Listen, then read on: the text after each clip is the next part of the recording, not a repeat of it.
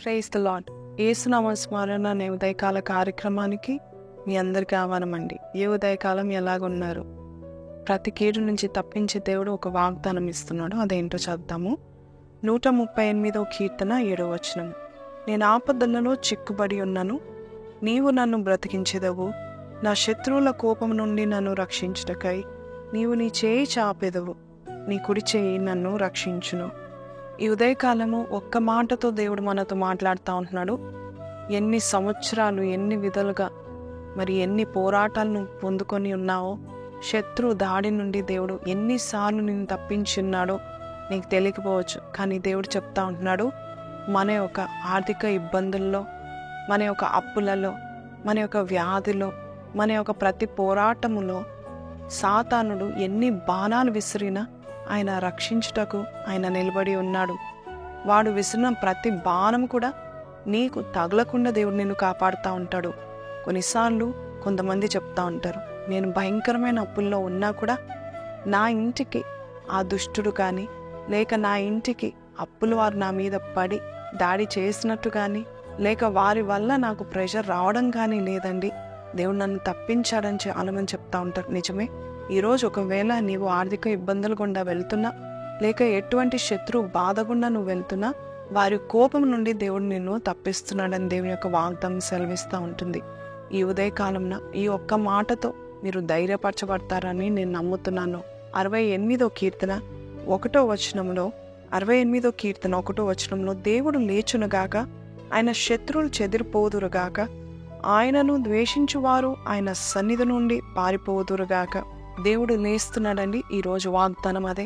నీ విషయంలో దేవుడు లేచి నీ యొక్క శత్రువుల నుండి, నీ యొక్క బాధ నుండి, నీ యొక్క భయంకరమైన పరిస్థితి నుండి దేవుడు నిన్ను విడిపించబోతా ఉంటున్నాడు. మీకు, మీ కుటుంబానికి బహు నెమ్మది కలగబోతుందని దేవుని ఈరోజు చెప్తున్నాడు. సాతాను యొక్క బాణాల్లో మీరు చిక్కబడకుండా ఉన్నట్లు దేవుడు నీ యొక్క శత్రువులను అంచివేస్తున్నాడు. దేవుని సన్నిధి నుండి వారు పారిపోతున్నారు. ఈరోజు ఆయన సన్నిధి కేడంగా ఉంది మీ చుట్టూ. అలాగే మీరు ఎంత తీవ్రమైన బాధల్లో ఉన్నా కూడా మీకు నెమ్మది కలిగేలాగా దేవుడు చేస్తూ ఉంటున్నాడు. మీ కుటుంబానికి అవమానం కలగకుండా ఆయన తప్పిస్తున్నాడు.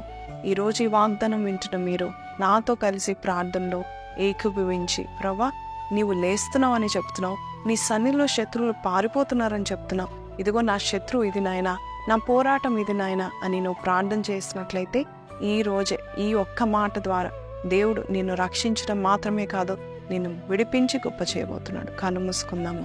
ప్రార్థన. పరిశుద్ధుడా, మహోన్నతుడవు తండ్రి, ఈ ఉదయకాల సమయంలో ఒక్క మాట నాయన నీవు సెలవిచ్చావు, నీకు వందనాలు. శత్రువుల బాధ నుండి, భయంకరమైన పోరాటాల్లో గుండా వెళ్తున్న ప్రతి బిడ్డను నాయన ప్రభు తండ్రి విడిపించబోచున్నందుకు నీకు వందనాలు అయ్యా. దావీదు జీవితంలో నాయన అనేకమైన శత్రువులను చూసినప్పుడు దేవుడు లేచునుగాక అని చెప్పిన వాగ్దానం బట్టి ఈరోజు మేము కూడా అట్టి వాగ్దానం ఎత్తి పట్టుకొని, అట్టి వాక్యాన్ని ఎత్తి పట్టుకొని ప్రభా అయ్యా నిశ్చింతతో ప్రభా తండ్రి ధైర్యముతో ఉంటున్నాము నాయన. దేవుడు మా పక్షాన నిలబడి ఉన్నాడు. దేవుడు లేచునుగాక.